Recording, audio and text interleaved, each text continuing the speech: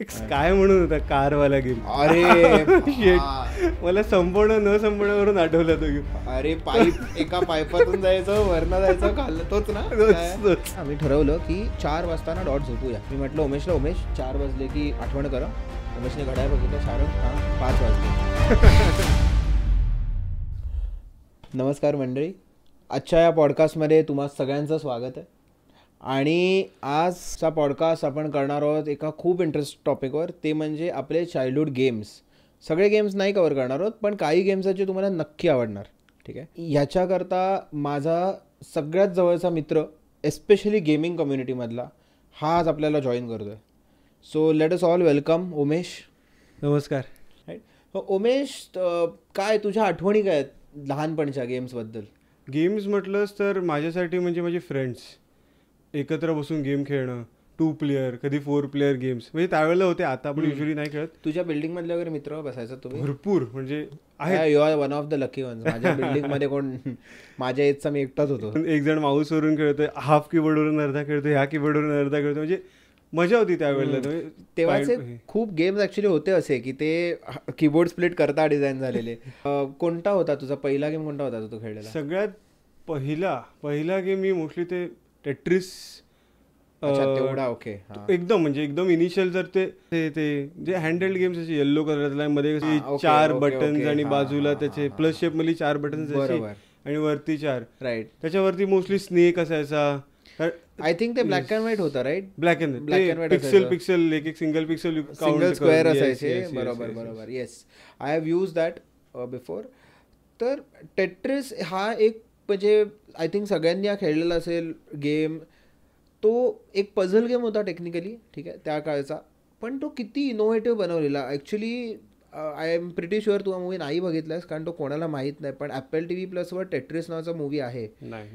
हा, do not miss out on that movie. हा movie त्याच्याचबद्दल आहे की हा गेम कसा बनला, तो कसा लोकांना कळला. ठीक आहे, तोपर्यंत निंटेंडो कसं स्वतःला फक्त मुलांकरता मार्केट करत होतं, आणि हा पहिला गेम होता जो ॲडल्ट्स करता म्हणून पुश झालेला, आणि म्हणून निंटेंडो सगळे जनरेशन घ्यायला लागले. तर तो एक मूवी आहे ना, तो सगळ्यांनी बघा. तुम्ही नाही बघितलाय तर हा मूवी नक्की बघा. अप्रतिम पिक्चर आहे टेट्रिसवरती बनवलेला. ठीक आहे, तर Tetris, you are absolutely right. मी तो खेळलेलो. माझा तो पहिला गेम नव्हता. पण तुझा कोणता? कारण मी ना, म्हणजे माझ्या मावशीचा PC होता एक, ठीक आहे, त्याच्यात Windows 95 होती तेव्हा. Windows 95. मी डॉस मशीन्स पण वापरलेत ज्याच्यात लिटरली विंडोज नसायची. पण गेमच्या दृष्टीने पहिला मी Windows 95 PC वरती ओरिजिनल मारिओ खेळलोय. ओके, ओरिजिनल म्हणजे ब्लॅक अँड व्हाईटवाला नाही, कलरमधला जो पहिला होता तो. मारिओ ब्रदर्स नव्हे, नुसता मारिओ. ठीक आहे, तो मी पहिला खेळलेलो. तू मारिओ तर आय थिंक खेळला असशील रे. मारिओ लहान मुलं खेळली असतील त्यावेळेला असतील. आणि तेव्हा करताना ते साईड स्क्रोलर ही जी कॅटेगरी आहे, ही मे बी मी पहिली ती अप्रोच केली म्हणून असेल, किंवा आय डोंट नो. पण ती कॅटेगरी आयुष्यभर, म्हणजे आजही मला जेवढी एक्साइटमेंट नवा स्पायडरमॅन किंवा वुल्व्हरीनचा गेम अनाऊन्स केल्यावर होते, त्यापेक्षा खूप जास्त कोणता तरी नवा साईड स्क्रोलर अनाऊन्स केल्यावर होते. ठीक आहे, तर आता म्हणजे मारिओ जो होता त्यात खूप लोकांना माहित नाहीत, पण हिडन लेवल्स होत्या. त्याच्यावरती त्याच्यात भरपूर सारे सिक्रेट लेवल्स होते. खूप त्याच्यात हिडन लेवल्स होत्या. त्यात ते जे त्यांचे जे प्लांट्स असतात, ते प्लांट आपण मारलं तर काही पाईप्स होते ज्याच्यात डाऊन दाबल्यावरती तो खाली जायचा. ठीक आहे, खूप लोकांना माहीत नाहीत, पण त्यात पोहायच्या देखील लेवल्स होत्या. ठीक आहे, पाणी होतं त्यात. अप्रतिम गेम होता. आणि त्या गेमची जेव्हा लेवल आपण संपवायचो तेव्हा ना, त्याच्यात आपण त्या राणीला वाचवायचो. लेवल नाही, पण जे फायनल बॉस होता त्याच्यात आपण त्या प्रिन्सेसला सेव्ह करायचो. ती प्रिन्सेस आहे ना, ती अजून एका गेममध्ये. I know. तू खेळलाय तो game? Donkey Kong. Right, same डेव्हलपरने बनवलेला गेम आहे तो. तुला कसा वाटायचा गेम डॉंकी कॉंग? मजाची, म्हणजे त्याच्यात त्या लॅडर्स करत करत तुला वरती जायचं असायचं. सापशिडीचा ॲडव्हान्स. येस. पण त्याच्यात पण आय थिंक सो त्याच्यात 3 एंडिंग्स होते असं मी थिअरी ऐकली आहे त्याच्याबद्दलची. थिअरी नाही आहे, दिस इज अ फॅक्ट ॲक्च्युली. पण कारण लोक खेळलीच नाही आहेत तर म्हणजे तेवढा, कारण लोकांना खूप वाटायचं की तो गेम जिंकू नाही शकत. ठीक आहे, पण त्याला एंड आहे. त्याला 3 वेगवेगळ्या एंडिंग्स आहेत. एका एंडिंगमध्ये as far as I remember, जे आयडियली व्हायला पाहिजे, डॉंकी कॉंगला मारिओ हरवतो आणि प्रिन्सेसला वाचवतो, ही एक एंडिंग आहे. दुसऱ्या एंडिंगमध्ये मारिओला डॉंकी कॉंग मारतो आणि तो प्रिन्सेसला कॅप्चर करतो आणि मग येते सगळ्यात वियर्ड तिसरी एंडिंग डॉंकी कॉंग आणि ज्याच्यात प्रिन्सेस मरते आणि डॉंकी कॉंग आणि मारिओच्या मध्ये हार्ट येतो. आणि मला अजून पुढे एक्सप्लेन करायची गरज नाही की ते काय करतात. लग्न करतात, ते दोघं लग्न करतात असं पण बोलूया. पण खूप म्हणजे अप्रतिम होते रे ते जुने गेम त्या काळचे. आणि त्यानंतर again I am pretty sure you have played prince of Persia. तो एक सुपर्ब गेम होता. म्हणजे आताची जनरेशन आय डोंट थिंक तसं खेळू शकेल, त्यांच्यात एवढे पेशन्सच नसतील किंवा त्याची जी डिफिकल्टी लेवल आहे बेसिकली त्या गेमची ती बीट करणं फार फार कठीण आहे जास्त. त्या काळी ना ॲक्च्युली कंट्रोलर्स नव्हते कॉमन, ठीक आहे. आणि कंट्रोलरला जे आजकालचे ट्रिगर असतात त्याला लेवल्स असतात ना, म्हणजे आपण जेवढं प्रेस करतो तेवढं, तेव्हा तसं नव्हतं. बटनवर. पण ते जे आता आपण ए दाबतोय ना, तो ए पटकन दाबायला लागायचा. तो जरा जास्त दाबला तर तो 2 पावलं जायचा. अडकत चालायचं ते कॅरेक्टर त्याचं. तुम्ही खेळला नसाल ना खरंच तो गेम खेळा, ठीक आहे. त्याच्यामध्ये कुठूनही तुम्ही मरू शकता, तुमच्याबरोबर काही होऊ शकतं, ठीक आहे. तो अल्टिमेट ट्रॅप आहे तो गेम म्हणजे. पण जर तुम्ही खेळत असाल तो गेम आता, तर प्लीज त्याचे कुठले युट्यूबवरती व्हिडिओज बघू नका. तो वॉकथ्रू घेऊन खेळणाऱ्यातला गेम नाही आहे. वॉकथ्रू घेतल्यावर तो खूप इझी आहे, ठीक आहे. पण ते जे रिप्ले करण्याची जी कन्सेप्ट आहे ना, ते आपण तो एकच कितीदा खेळलोय, ठीक आहे. ती पहिली ती तलवार मिळेपर्यंत आठवतंय ना मला, डोळे बंद करून ती अख्खी लेवल नॅव्हिगेट करू शकतो. ते एक पुढे जायचं, परत पाठी यायचं की ते पडतं, मग खाली. अरे खूप अमेझिंग होतं. ॲनिमेशन होतं, सॉर्ड अशी हातात पकडतो, सगळं ब्लिंक होतं. अप्रतिम गेम होता. आणि कोणाला वाटलं पण नसेल तेव्हा अरे की प्रिन्स ऑफ पर्शिया ह्या लेवलला ग्रो होईल. येस. एक प्रिन्स ऑफ पर्शिया 2 देखील आलेला त्यानंतर. त्याच्यात कलर्स होते, पहिल्या गेम सारखा नव्हता, पांढरा नव्हता प्रिन्स गरीबासारखा. पण त्याच सिमिलर साईड स्क्रोलर्सवरून अजून एक गेम म्हणजे अल्लादीन, एक one of the legendary games. Absolutely. काय म्हणजे again that is one more game ज्याचे मला सगळे म्हणजे डोळे बंद करून मला ते आठवतंय. पहिलंच गेल्यावरती त्या आगीचं पीठ येतं, त्याच्यावरून जम्प करायचं. देयर इज अ गाय जो तुमच्या नाईफ थ्रो जगल करत असतो, बेसिकली तो नाईफ थ्रो करत असतो out of nowhere. Sudden out of nowhere तो एकटा आपला जगल करतो, आपण तो नाईफ फेकतो आपल्यावर. आणि ऍपल्स कलेक्ट करायचे असतात, ऍपल कलेक्ट करायचे, रोप वरती चढून जायचं, जम्प करायचं. तो बेसिकली जो डिझनीचा जो मूवी आहे अलादीन त्यावर बेस्ड आहे तो गेम. तर त्यात ती जी अख्खी स्टार्टिंगला जो दाखवलंय की तो अब्बू ते ऍपल चोरतो, त्याच कन्सेप्टवरती त्याचा अख्खा गेम बनवलाय मस्त. आणि लायन किंग पण होता एक गेम तेव्हा, त्यात डेव्हलपरचा होता, सेम किंग होता, टार्झन होता. हे सगळे सिमिलर होते, फक्त ना म्हणजे अक्षरशः एका ठिकाणी भिंती आहेत, त्याच जागी दुसऱ्या गेम मध्ये पानं आहेत, एवढाच फरक होता. गेम तेच होते, पण मस्त होते म्हणजे ते सगळे गेम. आणि सगळ्या लोकांना ना जेव्हा प्रिन्स ऑफ पर्शिया पहिलं 3D गेलं, म्हणजे पहिलं 3D प्रिन्स ऑफ पर्शिया आलं, तेव्हा सगळ्या लोकांना वाटलेलं की this is the end of side scrollers, कारण we have entered the 3D world. आणि यार प्रिन्स ऑफ पर्शियाचे जे 3 गेम आपण ते ना म्हणजे आपण जस्टिस नाही करू शकणार आत्ता आपण कव्हर केले तर. ट्रिओलॉजीसाठी म्हणजे स्पेसिफिकली एक वेगळा एपिसोड लागेल आपल्याला त्याचे एक्सप्लेन करायचं असेल तर. गाईस आपण सगळे अजूनही ती पेटिशन आहेत ऑनलाईन, ती प्लीज भरत राहा. ते नवं सँड्स ऑफ टाइमचा रिमेक येण्याकरता बाय द वे, ठीक आहे. आणि रिसेंट अनाउन्समेंट आहे, रिमेक लवकरच येणार आहे. मी तर म्हणजे जेन्युअनली गेमची वाट बघतोय अजून, आणि भरपूर जण बघत असतील actually. Prince of Persia sands of time आहे ना, तो ऍक्च्युली इंडियामध्ये डेव्हलप होणार होता, पण मग इंडियाचे स्टुडिओज केपेबल नव्हते. मग तो गेम आता दुसऱ्या कंट्रीत होतोय, त्यांचं जे हेड स्टुडिओ आहे तिकडे होतोय परत. साईड स्क्रोलर्सची एक कॅटेगरी म्हणजे थोडी पॉझिटिव्ह, एक आपल्या लहानपणीचा एक गेम म्हणाला, एक पॉकेट टँक्स म्हणून एक गेम होता. आता पॉकेट टँक्स आहे त्याचं नाव, कारण तो आता फोनवर आलाय. मला कळला तो कोणतं बोलतोय. तेव्हा त्याचं नाव टँक्स होतं, नुसतं tanks. Pure pixels, 2 tanks, green colour, blue colour, संपला गेम. तो नशिबाचा खेळ, ठीक आहे, अँगल कॅल्क्युलेशनचा खेळ. पण तो एक थोडा जसं बोलायचं नशिबाचा खेळ तसं ऍक्च्युली होतं. म्हणजे स्पेसिफिक पॉवर्स होत्या याच्यामध्ये, वॉल क्रिएशन होतं, किंवा एक मिसाईल द्यायचं ते वरून येऊन तुझ्या अंगावरून डिरेक्ट 90 डिग्रीमध्ये तुझ्यावरती पडायचं. अरे काय काय होतं, इलेक्ट्रिक्यूट करायचं, एक आहे त्याच्यानी गोल होल बनायचं, खूप काय काय होतं त्याच्यात. 4 मूव्स होते, you can just go head, go behind. पण मजा होती, म्हणजे गेम खेळायला मजा होती त्यावेळेला. That was the first game I think ज्याच्यात प्रोजेक्टाईल कॅल्क्युलेशनची कन्सेप्ट आलेली, ठीक आहे. म्हणजे आपल्याला ऍक्च्युली प्रोजेक्टाईल कॅल्क्युलेट करायला लागते. यार प्युअर ब्लिस होता तो गेम. आणि I think that was the first game आहे ना जिकडे आपल्याला टाइम कळायचंच नाही कुठे गेला. ठीक आहे, म्हणजे आपण असे एवढेच खेळायचो, 2च बटन दाबायचो, पण ते ऍक्च्युली काहीच नव्हतं त्याच्यामध्ये. जस्ट यू हॅव टू ते व्हॅल्यूज तुला चेंजेस करावे लागायच्या. टँक जर पुढे मागे if you have that power तू जाऊ शकत आणि पॉवर सिलेक्शन दॅट्स इट, संपला. राईट. आय थिंक आपण आधी ना ही जी साईड स्क्रोलर कॅटेगरी आहे ती आधी आपण थोडी एक्सप्लोअर करूया. अजून म्हणजे हे जे ओरिजिनल गेम्स होते मारिओ वगैरे ते ना पुढे डेव्हलप होत आता रिसेंट टाइम्समध्ये मला प्रचंड आवडलेला गेम म्हणजे ओरी खेळलायस? माहिती आहे? माहिती आहे, ऑफकोर्स माहिती आहे, पण खूप लोकांना माहिती नाही. अंडररेटेड आहे तो खूप गेम. ओके. ओरी अप्रतिम गेम आहे. ठीक आहे, एक विस्प आहे त्याच्यात व्हाईट कलरचा. त्याच्यातलं मला वाटतं साऊंड डिझाईन आजपर्यंतचं सगळ्यात सुंदर साऊंड डिझाईन आहे. ठीक आहे, एक शब्द नाही आहे गेममध्ये, कोणी एक डायलॉग नाही आहे, लिहून येतात मध्ये मध्ये डायलॉग, पण कोणी काय बोलत नाही. आणि बॅकग्राऊंड्स एक लेवल अख्खी ऑरेंज बॅकग्राऊंड आणि म्हणजे ब्युटिफुल बॅकग्राऊंड. ठीक आहे, अप्रतिम गेम आहे तो. आणि कुठेही तो गेम आहे ना, तू पॉज कर, that is a wallpaper, exact wallpaper तुला मिळेल. त्याचा सेकंड पार्ट पण बनला. आता हा जो गेम होता खूप छोट्या स्टुडिओने बनवलेला ओरिजिनली, ओरी, आणि मायक्रोसॉफ्टने तो स्टुडिओ अक्वायर केला. It was that good. आणि मग त्यांनी सेकंड पार्ट बनवला and it is one of the very few games ज्याचा सेकंड पार्ट पहिल्या पार्टपेक्षाही चांगला आहे. ठीक आहे, हा सगळ्या प्लॅटफॉर्म्सवरती आहे अवेलेबल, सगळ्यावर आहे. आय थिंक तो आता गेम पास, कारण मायक्रोसॉफ्टचा आहे तर गेम पासमध्ये तो इन्क्लुडेड आहे. तर game pass is I think a good deal.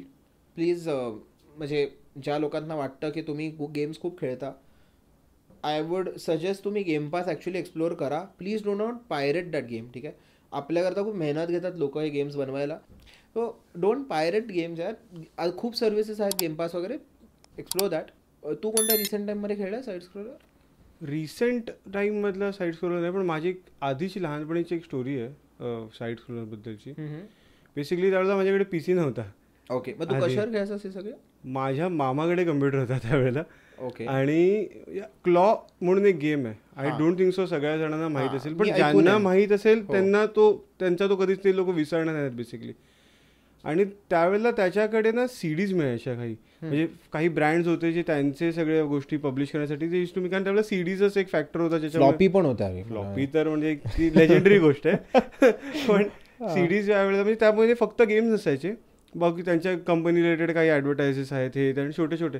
So त्या क्लॉ गेमचा डेमो व्हर्जन त्या CD मध्ये होता. आणि त्यावेळेला काही एवढं आपल्याला म्हणजे साईड स्क्रोलर आणि हे तेवढं माहित नाही तेव्हा ती कन्सेप्ट म्हणजे आयडिया नव्हती. बेसिकली याच्यामध्ये कसं आहे की you are a pirate cat आणि एका तू आयलंडवरती तुला हॉस्टेज करून ठेवलेलं आहे आणि ते हॉस्टेज आपल्याला कॉकर स्पॅनियल्स करते अशी स्टोरी आहे. आणि तुला त्या प्रिझनमधून बेसिकली तू सुटतोस, एक तुला लेटर मिळतं आणि देन मग तुझी ती पूर्ण तो गेम प्ले चालू होतो. सेम मारिओ जसा आपला एका अँगलमध्ये जातो, ह्याच्यात पण एक सर्टन अँगल आहे, but both vertical and horizontal both angles आहेत त्याच्यामध्ये.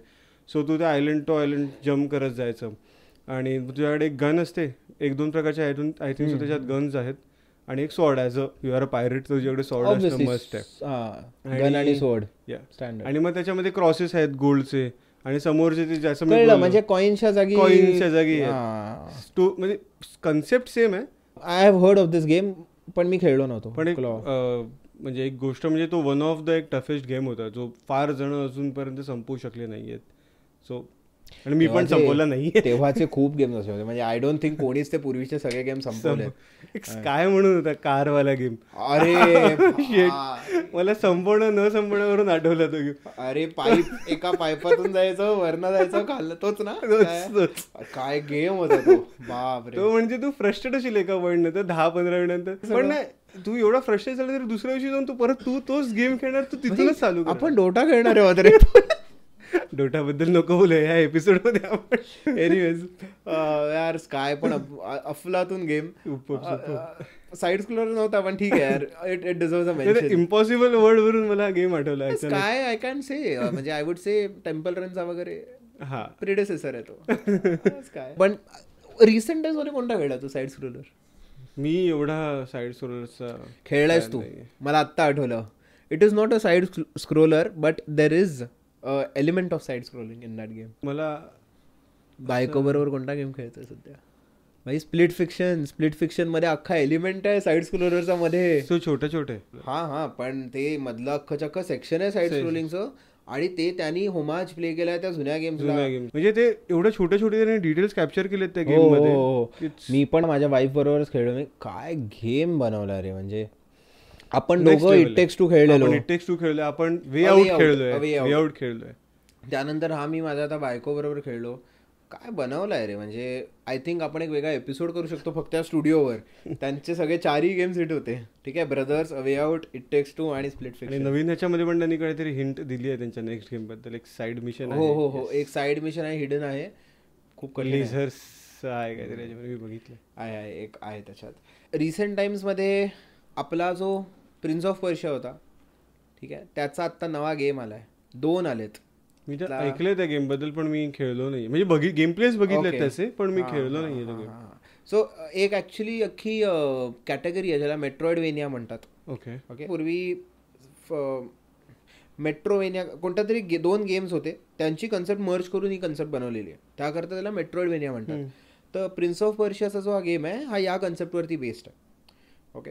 ह्या कन्सेप्टमध्ये काय होतं की तुम्ही बेसिकली कधी मेलात की परत त्या लास्ट सेव्ह पॉईंट पासून चालू होता. ओके. ती कन्सेप्ट आहे. काय सुंदर गेम आहे हा. सगळ्यांनी खेळा. म्हणजे जेव्हा तो लॉन्च केलेला ना, सगळी लोक बोललेली की हा फ्लॉप असणार, कारण सगळ्यांना तर प्रिन्स ऑफ पर्शिया बघायचा होता. आणि एवढा ते went back to the roots. त्यांनी त्याच गेमवरती बेस्ड अख्खा गेम बनवलाय. अप्रतिम गेम. आणि मग एक वाईट नाही आहे पण चांगला पण नाही आहे, अ रोग प्रिन्स ऑफ पर्शिया. ओके. हे 2 रिसेंट गेम्स आहेत प्रिन्स ऑफ पर्शिया मधले. मला आता वाटतं की ते सायन्स ऑफ टाइम काढेपर्यंत असे थोडं देत आहेत लोकांना, विसरायला नको म्हणून देत आहेत थोडेसे गेम. साईड स्क्रोलिंग वरती आपण बोलू शकतो आणि आय थिंक हे अजूनही येत राहणार आणि आले पाहिजेत. असंच आहे ना. आपली एक दुसरी कॅटेगरी होती आयसोमेट्रिक गेम्स, ज्याच्यात मगाशी मी बोलून गेलो, पण एज ऑफ एम्पायर्स म्हणजे चाइल्डहुड माझं 95 to 2002 मध्ये जेवढे मी गेम्स खेळले त्याच्यामधला एक एज ऑफ एम्पायर 2 आणि Age of Empire. Just letting you know, I haven't played Age of Empire. I don't know. मी इन्स्टॉल केलेला पण मी कधी खेळलो नाहीये. मला माहित नाही का मी नाही खेळलोय. म्हणजे जर तुला माहिती नाहीये तर बेसिकली त्याच्यात सिव्हिलायझेशन डेव्हलपमेंटचा गेम आहे बेसिकली. ओके. म्हणजे तू can I compare it to Clash of Clans? छोटं व्हर्जन आहे फार ते. Clash of Clans is a म्हणजे क्वाईट स्मॉल आणि रेस्ट्रिक्टेड मॅप आहे, सगळ्या त्या गोष्टी आहेत. Age of Empire concept similar आहे. म्हणजे बेसिकली एक ट्रूप आहे, दुसऱ्याचा ट्रूप आहे, तुला जाऊन अटॅक करायचा आहे, त्यांना कॉन्कर करायचं आहे, सेम कळलं. पण एज ऑफ एम्पायर मध्ये कसं होतं, 2-3 मोड्स आहेत त्याच्यामध्ये. कॅम्पेन मोड आहे, म्हणजे सिंगल प्लेअर आहे, even you can play with your friends आणि असं. सो तू बेसिकली एका आयलंडवरती येतोस आणि तुला म्हणजे तुझ्याकडे बेसिक ट्रूप असतोस इनिशियली, जास्त काही अशी आर्मी किंवा काही नसतं, आणि तू ते कॅप्चर करतोस त्यांचं, आणि देन मग तुला स्वतःचा एक एम्पायर क्रिएट करायचं आहे. त्याच्यामध्ये त्यांनी कलर कोड्स दिले आहेत, ब्ल्यू आहे, रेड आहे, ग्रीन आहे, एजेस आहेत बेसिकली त्याच्यामध्ये. जसं एज ऑफ एम्पायरचं सिव्हिलायझेशनचे जे एजेस चेंज होतात. So you start with a stone age. Okay. आणि मग तू आणि इनिशियलला तुझ्याकडे फक्त वर्कर्स असतात. मग तू तुझं एक स्ट्रक्चर बनवलंस, मग तुझं मेन कोर स्ट्रक्चर बनवलंस, मग तुझ्या टेक्नॉलॉजी रिलेटेड स्ट्रक्चर बनवलंस, मग एक आर्मरी रिलेटेड स्ट्रक्चर बनवलंस. मग त्या आर्मरी स्ट्रक्चरमधून then you get to respond, म्हणजे ट्रूप्स तुझे तू बेसिकली क्रिएट करू शकतोस. म्हणजे आहे ते वेगवेगळे स्वॉर्ड वाले. I got it. कारण ही आय थिंक मी क्लॅश ऑफ क्लॅन्स खेळलोय फोनवरती, त्यामुळे मला कळलं बेसिक ते लॉजिक तेच आहे, पण ते खूप मोठ्या स्केलवर म्हणजे एजेस तुझे. आता ह्याच्यानंतर म्हणजे तुझं स्टोन एज आलं की त्याच्यानंतर ते मेटल आयर्न एज आणि एज ऑफ मायथॉलॉजी खेळलोय.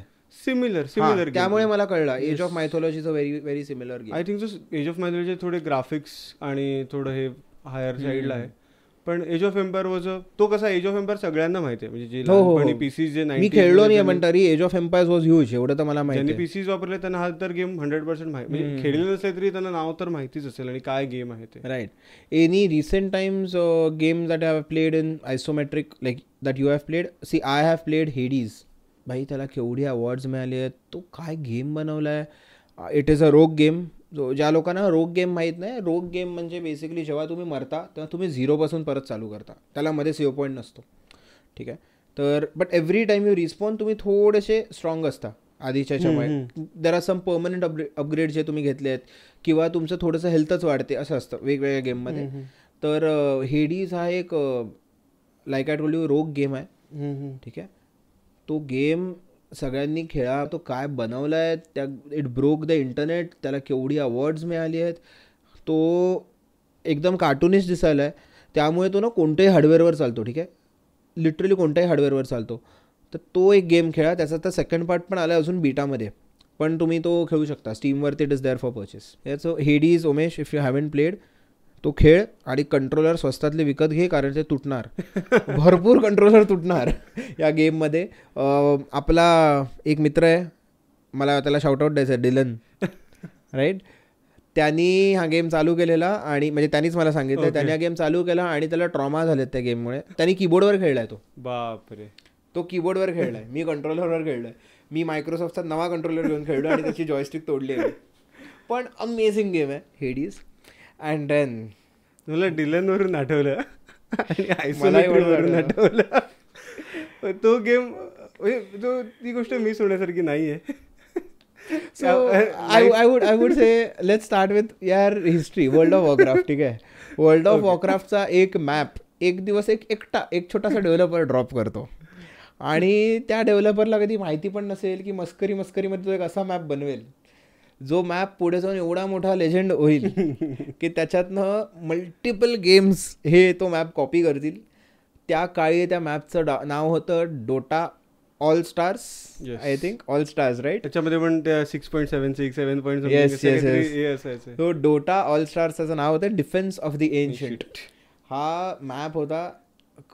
तो किती खेळलोय तो गेम, काय आपण केलंय.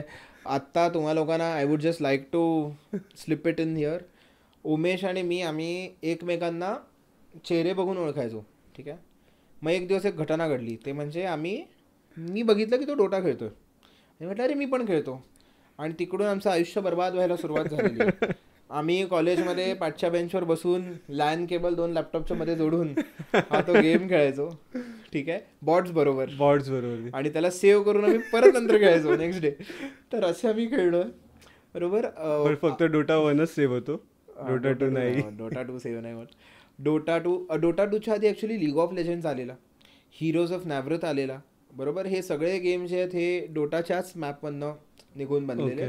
लीग ऑफ लेजंड्स पण अप्रतिम गेम आहे जो बनवलेला आहे. I know you are cringing as a Dota player, but it is a simplified version I would say. अप्रतिम मी का म्हणतोय ना, कारण त्या गेमनी मोबा ही कन्सेप्ट लाईमलाईटमध्ये आणली असं मला वाटतं. मे बी डोटाने आणली असती, म्हणजे जर डोटा आधी आला असता तर मे बी डोटा तो गेम बनला असता. पण लीग ऑफ लेजंड्स मुळेच ही अख्खी कन्सेप्ट आली. पॉकीमॉनचा जो रिसेंट गेम आला आहे मोबा, जो फोन्सवर आहे, किंवा भरपूर गेम्स आहेत असे. स्माईट नावाचा जो मिक्स आहे मोबा पण 3D मध्ये, हे सगळे गेम्स लीग ऑफ लेजंड्समुळे चालू झाले. खूप मोठी केस चालली आणि ते सगळं झालं. And then finally a new game called Dota 2 was born, right. Umesh, किती तास आहेत तुझे डोटा 2 मध्ये? 6000 सेम पिंच. 6000 तास आहेत माझ्या डोटामध्ये. आणि जस्ट तुम्ही कॅल्क्युलेट करा 6000 तास म्हणजे किती दिवस होतात. गुगलमध्ये टाका, आम्ही केलंय कॅल्क्युलेट. आम्ही खेळून कॅल्क्युलेट केलेलं आहे. आम्ही आयुष्यातले किती वेळ कोणत्या गोष्टीवर घालवतोय. आणि जी लोक हा गेम खेळला नाही आहेत, अजूनपर्यंत खेळले नाही आहेत, इधर तुमची जर टेंडन्सी आहे गोष्टींना ॲडिक्ट व्हायची, तर चुकूनही या गेमला हात लावू नका. युजली आपण गेम असतो ना, तो एक स्ट्रेस रिलीफला खेळतो. हा गेम तुम्हाला कुठूनच स्ट्रेस रिलीव्ह करणार नाही आहे. ठीक आहे. आणि जर मित्रांसोबत खेळलात तर तो 100% टॉक्झिक गेम आहे. 100% टॉक्झिक गेम आहे. आणि साऊथ ईस्ट एशियाचा सर्व्हर टॉक्झिक आहे. I want to mention it right here. South east एशियाचा सर्व्हर हा प्रचंड टॉक्झिक आहे. रोहन जो आहे, रोहनलाही मी त्याच गेममुळे भेटलोय. रोहन आय थिंक उमेशचा आधी मित्र होता. मी तर त्याला डोटामध्येच पहिल्यांदा भेटलो. तर डोटा म्हणजे आम्ही आजही खेळतो. कॉलेजच्या टाईमला उमेश, आम्ही ना बेसिकली एकदा काय ठरलं, आम्ही ठरवलं की 4 वाजता ना डॉट झोपूया. ठीक आहे. का झोपायचं 4 वाजता? कारण लवकर उठे ना, 4 आमच्याकरता लवकर होते, तर आपण 4 वाजता झोपायचं. मी म्हटलं उमेशला, उमेश 4 वाजले की आठवण करा. उमेशने घड्याळ बघितलं, शारंग हां 5 वाजलेत. ठीक आहे. मग मी म्हटलं ठीक आहे, आता लास्ट मॅच आहे, आपण 15 मिनिटात झोपूया. बाहेर बघितलं, सूर्य उगवलाय, कावळे ओरडत आहेत. आणि आम्हाला कळलं की 7 वाजले होते सकाळचे. नाही, पण डोटा खेळायच्या त्यावेळेच्या आठवणी ज्या आहेत ना शारंग, तो एक टाइम वेगळा होता. आता म्हणजे आपण मोठे सर्व आपल्याला ताकद नसते तेवढी जागायची. आता काय एक मॅच खेळतो आपण आठवड्यात 1-2. पण इवन जर Dota 2 नाही, फक्त Dota 1, म्हणजे माझे आधीचे मला फ्रेंड सर्कल आठवतं. मी त्यावेळेला काय Dota 1 त्यावेळेला तेवढं कळायचं नाही मला खेळायचं म्हणजे काय आहे सगळं काय. कारण जर तू बघशील ना तर Dota 2 पेक्षा Dota 1 हा फार कठीण नाही म्हणता येणार तुला, पण आयटम्स बनवायला त्याच्यात शॉप्स पण वेगळे होते. प्रत्येक गोष्ट तुला एक रेसिपी पासून सगळं वेगवेगळ्या ठिकाणून कलेक्ट करून. 1 मिनिट 21 स्किल वाला इन्व्होकर होता त्याच्यात. Come on, that explains a lot.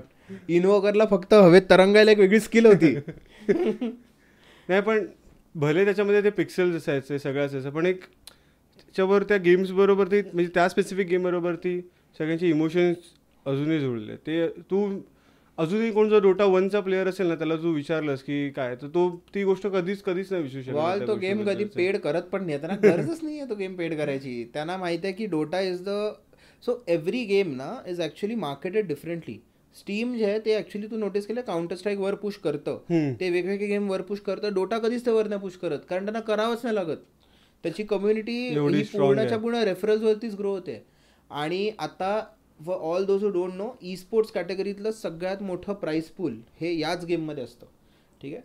आणि हे सगळे जे गेम्स आहेत म्हणजे Dota असो आयसोमेट्रिकमध्ये, साईड स्क्रोलरमध्ये जसं मी म्हटलं प्रिन्स ऑफ पर्शिया असो, किंवा अजून एक I missed out on it but Hollow Knight, right, Hollow Knight game असो, हे सगळे पॉसिबलच नसते झाले जर ते जुने जे मस्त ते गेम्स होते ते. Even लिंबो on phone is a side scroller black and white game, मस्त गेम. माझं काय म्हणणं आहे, हे जे आपण आधी म्हणजे 95 to 2002 पर्यंत जे आपण गेम्स खेळायचो, ते तुला वाटतं का आता चेंजी लोकांना खेळता येतील?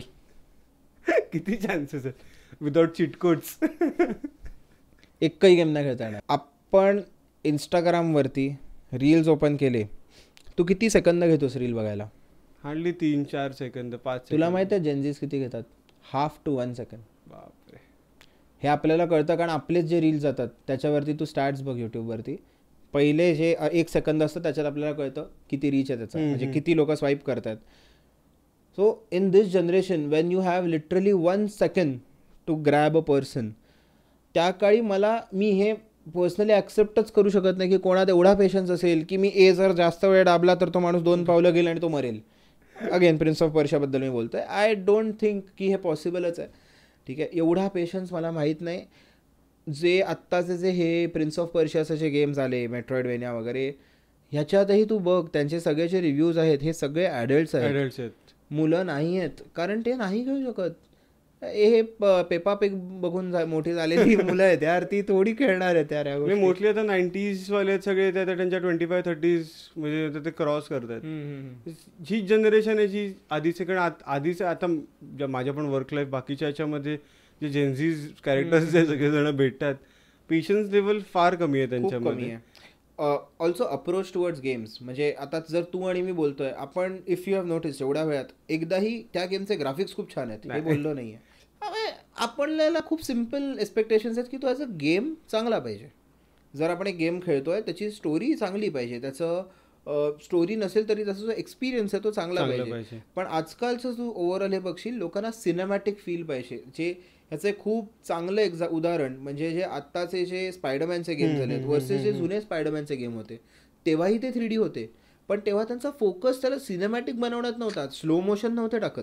स्पायडरमॅन 2 मला आठवतो काय, फक्त टेरेस होती, खालची सिटी पण दाखवली होती त्यांनी, क्लाउड दिसायचे आणि एका बिल्डिंग वरून दुसऱ्या बिल्डिंग वर अॅनिमेशन्स पण फार फार बेसिक गोष्टी होत्या त्याच्यामध्ये. पण तेव्हा समहाव आहे ना, आपण गेम्सला ॲज अ गेम ट्रीट करायचो, आणि आताची जी जनरेशन आहे ती त्या गेमला ॲज इमर्सिव्ह मूव्हीज ट्रीट करते. हे मला पर्सनली वाटतं. ज्या करतात ते कधीच ह्या गेम्सना त्या प्रकारे नाही कनेक्ट होऊ शकणार जसे आपण. They might enjoy, right, but they won't connect like we do, which is fine. I think changes will happen over time, तर आपण ते ॲक्सेप्ट केलं पाहिजे. आणि माझं हेच एक्सपेक्टेशन आहे की जे गेम स्टुडिओज आहेत आजकालचे, यांनी कुठेतरी गॅप आहे ना थोडी ब्रिज केली पाहिजे. म्हणजे आय वुड से की जे हेडीज जो गेम आहे त्यांनी बऱ्यापैकी ब्रिज केली की कार्टूनिश ग्राफिक्स आहेत पण एक्सपिरियन्स अजूनही तोच आहे, तो आयसोमेट्रिक वाला. Right, Dota is very well doing it, to be very honest. त्याचे ग्राफिक्स चांगले आहेत. तर there are multiple ways to bridge this gap आहेत. म्हणजे आता आपल्यासारखी जनरेशन जी आहे जे वर्किंग पण आहेत बट आताही मी जरी म्हणून कितीही मी वर्किंग कितीही तास काम करत असलो तरी आय ट्राय की मी सॅटर्डेला किंवा वीकमधून एकदा तरी ॲटलिस्ट 2 तास तरी मी पीसीवर बसेन. डोटाच खेळतो आपण तरी, बरोबर, पण तरी गेम मी काहीतरी एक कुठला तरी गेम खेळेन ज्याच्याशी मी आधीच्या त्या सगळ्या गोष्टींना कनेक्टेड राहीन. हे भरपूर गोष्टी आहेत, कारण आपण त्या पिक्सेल्स बरोबर एवढ्या सगळ्या गोष्टींबरोबर आपण कनेक्टेड आहोत ना, ते आपण नाही विसरू शकत, आपल्याला कोरमधून नाही जाणार. हा म्हणजे एकदम सोपं बघ ना, मी आता बघितलं आजकालचे ट्रेंडिंग गेम्स काय आहेत बाबा, मी बघितलं रोब्लॉक्स, ठीक आहे, आय ट्राईड रोब्लॉक्स. माइनक्राफ्ट बद्दलची अजून म्हणजे काय क्रेज आहे तो, म्हणजे माइनक्राफ्ट इज वन गेम जो आपल्यालाही क्लोज होता, म्हणजे जरी तुम्ही खेळलो नाही, आपल्याला माहिती आपण खेळलो नाही, पण तो आपल्या काळच्या लोकांनाही तेवढाच इम्पॉर्टंट होता जेवढा आत्ताच्या लोकांना. It is one of the very few games. पण नाहीतर रोब्लॉक्स जे आज लोक खेळतात, आय ट्राईड, ठीक आहे, it is basically a sandbox, त्याच्यामध्ये मल्टिपल गेम्स आहेत, पण नाही ते आपण कनेक्टच नाही होत. So there will be always situations like that. But the difficulty, okay, this is one thing that I would like to mention. आता मी जुने साईड स्क्रोलर खेळलो आहे, नवे खेळलो आहे. तुला नाही असं वाटत की नवे जे साईड स्क्रोलर आहेत त्याची डिफिकल्टी समहाऊ इझी आहे पूर्वीच्या गेम्सपेक्षा? भरपूर, थोडी नाही, भरपूर इझी आहे. हां, म्हणजे कुठून तरी मे बी ते जे सेटिंग असतं डिफिकल्टीचं, may be that is the reason. Difficulty त्यावेळेला जास्त असायचं रिझन आय थिंक सो, त्यावेळेला स्टोरेज स्पेसेस कम्प्युटरच्या कमी होत्या, ग्राफिक्स नव्हते, काही नव्हते, त्याच्यामुळे सेव्ह पॉईंट्स कमी होते. कारण जेवढा तुला सेव्ह डेटा करायला लागला तेवढी तुझ्याकडे तुझ्या पीसी मध्ये किंवा त्याच्यामध्ये स्टोरेज पाहिजे. फ्लॉपी असायची रे तेव्हा, ती केबीज मध्ये असायची. त्यामुळे कदाचित ते गेम्स भरपूर डिफिकल्ट होते. कारण ऑफकोर्स जर तू इझी करत गेलास, आत्तासारखे तुझ्याकडे गेम प्लेसचे आधीपासून व्हिडिओ असेल तर you can easily crack them. पण आधीच्या गेम्सला त्याची सिच्युएशन नव्हती.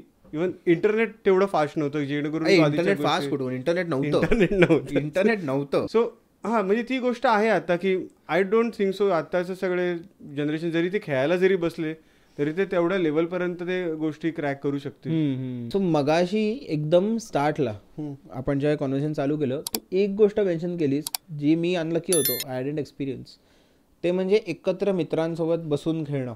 ठीक आहे, हे म्हणजे माझ्या बिल्डिंगमध्ये मित्र, म्हणजे मी अक्षरशः क्रिकेट पण नाही खेळलो लहानपणी, कारण कोण नव्हतंच, म्हणजे बिल्डिंगला आजूबाजूला कोणच नाही. तर यू आर लकी की तुझ्या बिल्डिंगमध्ये होती. तर कसा असतो, म्हणजे कसा असायचा तो एक्सपिरियन्स? कारण आत्ता तर लोक डिस्कॉर्डवरती कनेक्टेड असतात आणि ऑनलाईन खेळतात, पबजी खेळतात फोनवरनं, शिव्यागाळ करतात, पण आई बाबा खोलीत असताना त्यांच्या समोर बसून खेळणं.